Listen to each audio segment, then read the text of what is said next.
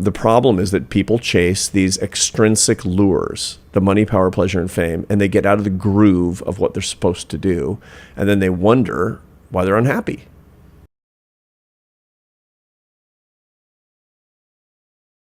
As you increase in wisdom, that if you take the instrumentality of money and make it your intrinsic focus, you're destined for misery. No doubt. Now, this is an interesting, insight that we can take back to ancient times. But St. Thomas Aquinas in 1265 writes his Summa Theologica, this seminal text of Western philosophy. Forget just the theology, just Western philosophy. And in it, he talks about this very interesting thing. He says that mankind, humankind, we'd say today, has 4 idols. Everybody pursues one or more of 4 idols, and he calls them the substitutes for God, because his supposition is that we all want God, but God is extremely inconvenient. A lot of one-sided conversations and a ton of rules. So we look for substitutes that have kind of these divine characteristics. The problem is they're 180 degrees off God. They're money, power, pleasure, and fame. Fame, he says, honor, which has different connotations. I have a son who's a Marine who serves with honor. That's not what we mean. We're talking about admiration, envy of other people of you, which is people want that, or just prestige, or maybe fame. Some people actually want to be famous, but let's just call it money, power, pleasure, and fame. And I'll ask people, not what's your actual idol, but what is not your idol? Of these 4, money, power, pleasure, fame, what's the one that least attracts you, that you could get rid of with total impunity? You don't care. And then we'll start eliminating, and we're going to find your idol, is the whole thing. Wow. Now, the interesting thing about that is that what he says is not that you'll go to hell if you do that. He says you'll be unhappy if you don't recognize the idol, if you don't recognize the idols in your life. The trouble is the limbic system of your brain, that tyrant, tells you that you'll actually be happy if you get your idol. And so you chase it and you chase it. You can't quite figure out what you're going to do if you get it.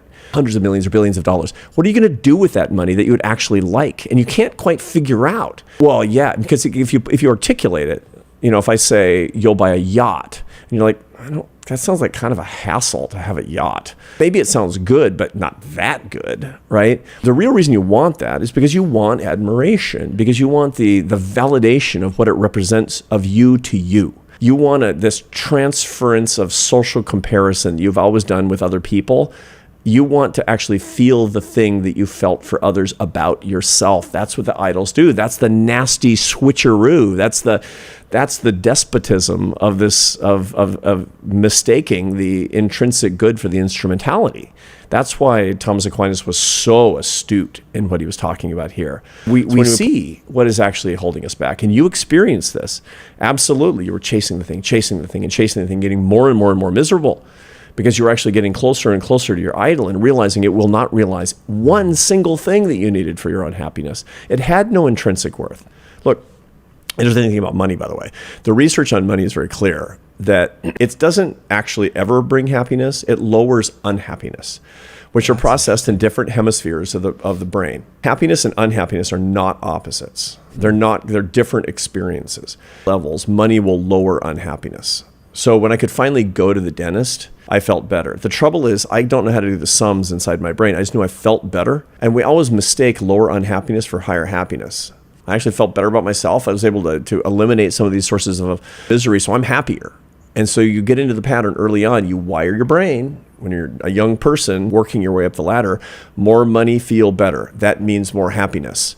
And you realize that going from $250,000 to $300,000 is not doing it. That because it's not big enough jump, apparently. And so you go and you go and you go and you go and you go, and you're basically just chasing a lure. So we have directives in our brain that there is going to be a sense of dis-ease if you don't do certain things. I think that deep and profound unhappiness can come from pursuing the wrong thing, so that you're spending your time doing things that they rob you of energy instead of giving you energy.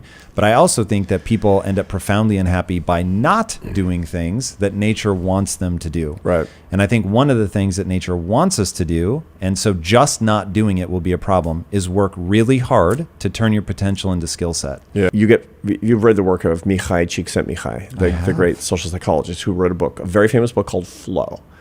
Flow, flow. And what it talks about is how hours turn to minutes of sheer pleasure when you're in this flow state. When you're doing something that you can master, it's not too easy. It requires your ability, but you can master it because of your skill, and you can get into this groove. Creatives must create. If creatives are not creating, they will be miserable because they can't attain a flow state. And if you're denied the flow state that uniquely comes to you through creativity, you're gonna be practically suicidal. When I retired as a CEO and I came back to writing, speaking, and teaching, I'm a new man. I'm a new man for the past 3 years. It's extraordinary. You said you rediscovered yourself. Yeah. What does that mean? It's you know who you deeply are as a person. You're acquainted with yourself. You're acquainted with your true self. And just as with people who are around you, you can create an identity that's actually not authentic. You can be giving yourself a self-narrative that's not true to actually who you are as a person. What does it mean, who you are? It, generally speaking, has to do with being in the zone of what you actually love to do and what you appreciate most in your life, when you're in line with your own values, when you're living according to your own values. So Jung would have put it this way. Carl Jung, his definition of his understanding of happiness was that you need to understand your own values, what you value, what you think is proper and correct and moral. And if you know what that is and can articulate it and live according to that, you will be happy. I think there's a lot of truth to that, because you have to figure out what you think, what your model of the world actually is, what you think truth is.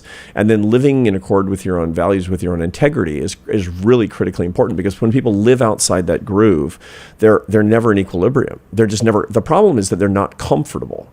They're not comfortable in their own skin. And I've noticed this, I was working, it was good being the president of a think tank. I was lucky to be president of a think tank. I believed in the work, but it wasn't who I was. And so I was kind of out of my groove for 10 and a half years. And so this is what we all need to find. I mean, we need to, each person, because we have the blessing of living in an economy where you can do a lot of different things. The problem is that people chase these extrinsic lures, the money, power, pleasure, and fame, and they get out of the groove of what they're supposed to do. And then they wonder why they're unhappy. It depends on what you mean by happiness and what a good life is. I want my life as a striver, but I also recognize that it's not normal in many ways. To strive? And it creates problems. I mean, you rain hell on yourself when you're actually doing the stuff that you've done. And there's a lot of ways that you could have had a much easier life, a much more relaxing life, a life with greater peace. Frequently. Yeah, for sure. So that's all I mean. It's not a very profound point in that way. And it turns out that that's actually quite frequent when people are in this period of liminality between phases of their life. I tell the story in the book. And I remember the first time I was trying to fish off the rocks in Lincoln City, Oregon. I was catching nothing. And this old guy who lived in a shack is watching me, and he comes up and says, "Kid, I've been watching you." And he said, "You're not catching anything, right?" I said, "No." He says, "Because you're doing it wrong. You can't catch any fish unless it's a falling tide. That's when the tide is going out very quickly, rushing out between the rocks." And I'm like, "Well, all the fish are gone, right?" He says, No, you'll see. It's stirring up the plankton. The fish go crazy. It's happening in 45 minutes. He has his fishing pole. We throw our lines in, and we're pulling them out by the tens. It's unbelievable. And afterward, he's feeling sort of philosophical. He lights up a cigarette on the rocks. I'm 11 or something. And he says, "Hey, kid, during a falling tide, you can only make one mistake." I said, "What's that?" He said, "Not having your line in the water." And I have learned this, that the time between the tides of your life, the falling tide of your life, looks like you're losing everything. Get your line in the water, because that's the most fertile period of your life. What does it mean to have your line in the water? You must try new things. You must be fully alive. You must try everything you possibly can to wake up each day and to live that day full of possibility. Not to nurse your wounds, not to waste your time, not to try to do things that you used to do. To be fully alive is to be alive to the new set of experiences that's coming across the transom. That's super important, because during this time of liminality, by the way, there's a lot of research on this. This is not just an anecdote about this kid fishing in Oregon.